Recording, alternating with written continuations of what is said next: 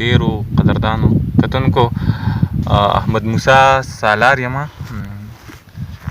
دلته کې له خپل خوږ ملګري حکیم الله سیال سره راغلي یو.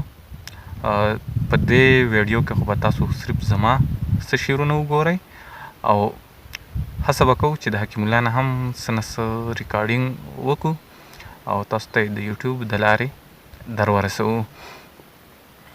هر څوک سوکړه ده په کلي وطن باندې او بارانونه نشته، خو هواګانو د سپرلي علامې ښکاره کړي دي او لور په لور هواګانې لګي.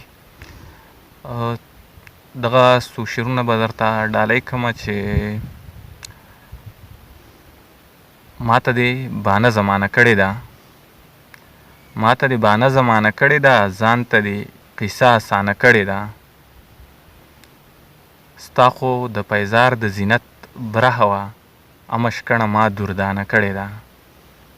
تا خو زه په نیمه لار پرېښودی وم، تا خو زه په نیمه لار پرېښودی وم، ما وایه ګیله له تا نه کړې ده.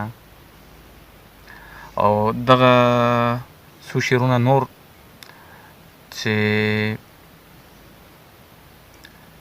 د نورو فکر دی بهتر دی، جینۍ جوړه به شي.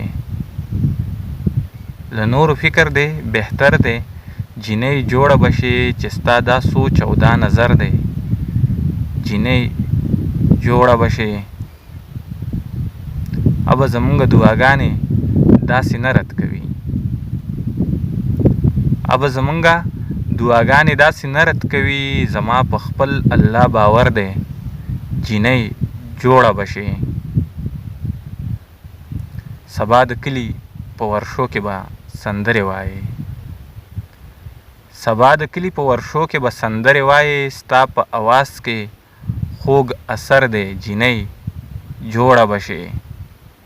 یوه خو دا ده چې د نوو تقاضو بلدې، یوه خو دا ده چې د نوو تقاضو بلدې، بل دې ولاړ سالار په سر دی، جینۍ جوړه به شي.